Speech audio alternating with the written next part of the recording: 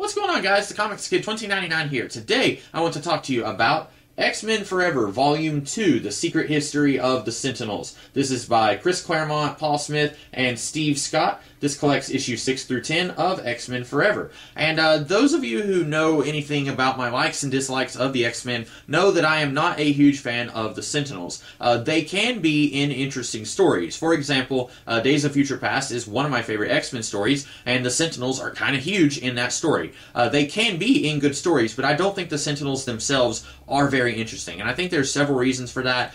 For one, the stakes don't feel very high whenever the X-Men are fighting the Sentinels because they could destroy 10,000 Sentinels in a story, and then there would be more Sentinels the next day. Whenever the X-Men are fighting Magneto, there's always that slight chance that Magneto is going to die in this story, and so the stakes feel very high for him, as they also feel for the X-Men. So you can't really have that whenever the X-Men are fighting the Sentinels. And you might say, well, the stakes might be very high for whatever human is behind the creation of the Sentinels. And I would say, no, not really, because most of the Trasks are kind of interchangeable. Bolivar, Larry, this book introduces a heretofore unknown daughter of Bolivar Trask named Ziggy. All these guys are pretty much interchangeable. None of them really have any personality of their own other than they think they're doing the right thing in trying to eliminate all mutants via the Sentinels. And so I don't really feel like this book does anything interesting with the Sentinels. Basically, it reveals that Bolivar Trask is not the creator of the Sentinels, as we were led to believe in the 616 timeline. It turns out that Bolivar's father, who was a Nazi scientist, he created the original software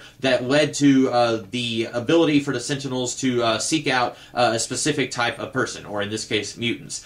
His father was working for the Nazis. They say that he wasn't actually a Nazi, but he was working for the Nazis, so he might as well be a Nazi. And he created some kind of software that Nick Fury and the Howling Commandos and Wolverine, they had to destroy, and then they ended up killing Dietrich Trask so that this software would not make it into the wrong hands. Somehow, Bolivar Trask ended up getting a hold of it anyway, and then he created the Sentinels. That is kind of glossed over.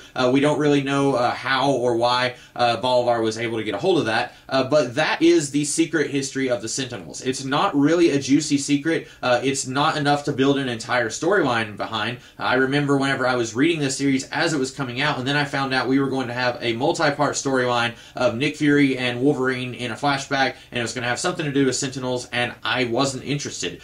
This book had just made a big deal about killing off Wolverine in the previous storyline, and then we're going to have a 4-part story that shows what Wolverine was doing in World War II. I don't care. You just killed Wolverine. Take advantage of that. Show some of the other X-Men. Spotlight them a little bit. You don't have to shove Wolverine in our faces after you just killed him off. And this is an alternate reality, so we don't have to be completely without Wolverine. He can still be a big deal in the main Marvel Universe, but you don't have to shove him in our faces after you just killed him. Let's take advantage of the fact that you just killed a major X-Men, and let's see how this affects all the other X-Men. And you do get to see that a little bit in the final issue of this book. The cover here would have you believe that Wolverine's funeral is a big deal in this book, but it's not until the very last issue that we actually get to see Wolverine's funeral. I don't know why it takes them that long. The very first issue here has Nightcrawler, I believe Kitty Pryde, and Gambit playing baseball in the wreckage of the Danger Room. And I don't remember if it was somebody who was reviewing this series when it was coming out, or if it was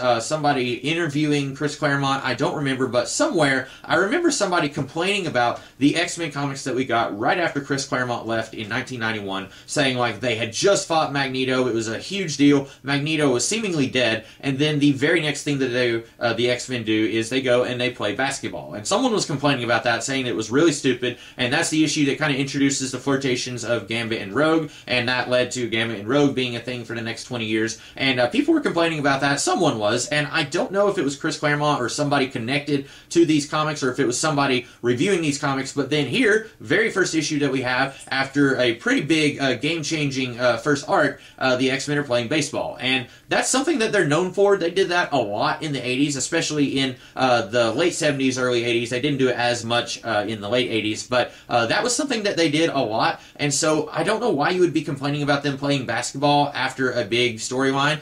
They need downtime. They're human beings just like you and I. They need to relieve some stress. Let's go play some b-ball. I don't know why they'd be complaining about that, but anyway, whoever was complaining about that, I wonder if they were complaining about the X-Men playing baseball here in this volume. But anyway, I don't really care about the Sentinels. Even on a good day, I don't really like the Sentinels. They're just not that interesting. This doesn't really do anything that interesting with them, other than saying that Bolivar Trask is not the guy who created them. And then we also have Cyclops. He seemingly leaves the team for a little bit so that he can go and spend some time with his family. And it turns out that his son is still here in the present day. And this is starting to be a little bit aggravating. This series was sold as what if Chris Claremont never left the X-Men books in 1991, and yet here he is retconning a crap ton of stuff that happened way before he left the X-Men books. Inferno is where Cyclops' son was, actually it was a little bit after Inferno. His son was kidnapped in Inferno, but it was sometime after Inferno whenever Nathan Christopher Charles Summers was infected with the techno-organic virus by Apocalypse, and then the Ascani sister from the future, who ended up being either Rachel Gray or somebody who worked for Rachel Gray, I can't remember, she came and said, hey, we can cure him, but we're going to have to take him to the future and you're never going to see him again.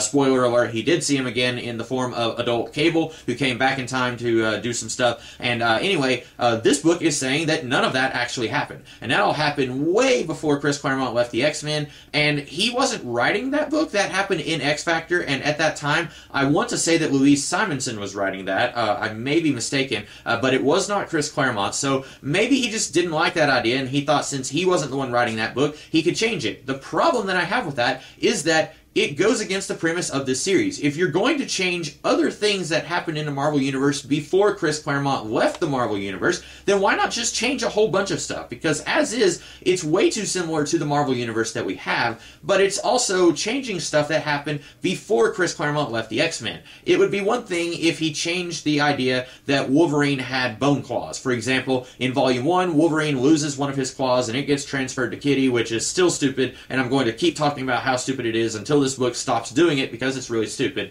But anyway, this book seems to ignore that Wolverine has bone claws, and that's fine because that was an idea that was added after Chris Claremont left the X-Men. I believe it was around Fatal Attractions when Magneto took the metal out of Wolverine's body, and then he had bone claws. That was not an idea that Chris Claremont came up with. So if he doesn't like that idea, he can ignore that here because this is pretending like he never left the X-Men. But then saying that Nathan Christopher Charles Summers is still here and he's not Cable, that's stupid because you are now retconning stuff that happened a good 5 years before Claremont left the X-Men books. So that was a little bit frustrating, and I feel like we're only going to get more of that here, where he's going to start changing stuff that happened before he left the X-Men books just because he wants to do something different. And a little bit of that is to be expected, because this needs to be a little different from the Marvel Universe that we have, so that people have a reason to read this, and it's not just exactly the same as what they're already reading, or what they were reading in the early 90s. But you need to make changes that make sense within the premise that was given to us, and that is not what this book is doing. Speaking of the stupidity of Kitty having one of Wolverine's claws, this book is now suggesting that Kitty even has a piece of Wolverine's soul inside her. Multiple people are talking about how she has a little bit of Wolverine in her, which is just really gross. Just don't say that. That's just you. But they're saying she has a part of his soul in her now. Now, let me remind you, Fabian Cortez, he is the reason that she has his claw in her. His power, as it was explained in this book and in the main Marvel Universe, was to amp up another mutant's mutant abilities. So if Magneto could move, say, a car with his mutant powers, and if Fabian Cortez does his magic, then suddenly Magneto is able to lift every car in a parking lot. That's kind of how it works. This book is now suggesting that not only is Fabian Cortez able to take part of Wolverine's mutation and transfer it over to Kitty Pryde somehow when he's touching both of him, but he's also able to take part of Wolverine's soul and transfer it into Kitty Pryde. This is exceedingly dumb. Even if it's not literally meant to be part of Wolverine's soul, they are still saying that Kitty Pryde is acting more and more like Wolverine, and this is still exceedingly dumb. She has no reason to act like him. Sure, she can be upset, she can be acting out because her father figure, Wolverine, or her older brother figure, whatever, is now dead, and in this, actually it's in the next book, never mind, I started reading ahead, guys, forgive me. But anyway, she starts realizing that she doesn't have anything stable in her life. Storm was the closest thing to a big sister she had, and then in the previous volume, Storm is revealed to be a traitor, and now Storm is a little kid, and we haven't really gotten to see her spend any time with young Storm yet, which is surprising because Kitty and Storm were inseparable in the 80s X-Men comics, but she is going through some changes. A lot of it is not her fault. I understand that, but they keep acting like it's because she has Wolverine's claw that she's now starting to act more and more like Wolverine. That's stupid. That's just, I'm sick and tired of this subplot. I can't wait for them to do something with it. Hopefully get rid of this subplot, but I have a feeling they won't.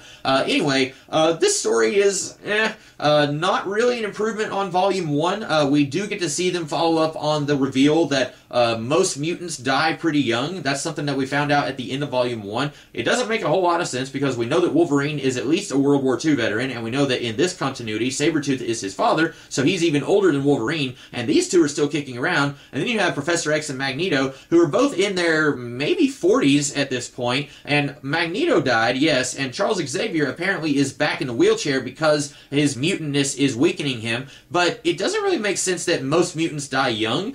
This is, again, I feel like something that Claremont just wants to do just to be different than the main Marvel Universe, and it's fine, but I don't feel like this is a reveal that works very well.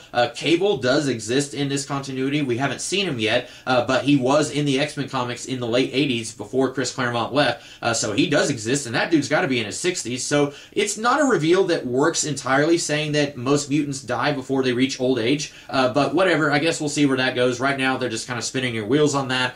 We get to see the Consortium there in the shadows doing sinister things. They're connected with Ziggy Trask, who's trying to build new, improved Sentinels, and we don't get to see a whole lot more with them, except that Ziggy's mom, who is not Larry Trask's mom, it's his stepmom, she is involved with the Consortium. Again, that's not a reveal that you're going to care about because she's a brand new character connected to this other character that you probably don't care about.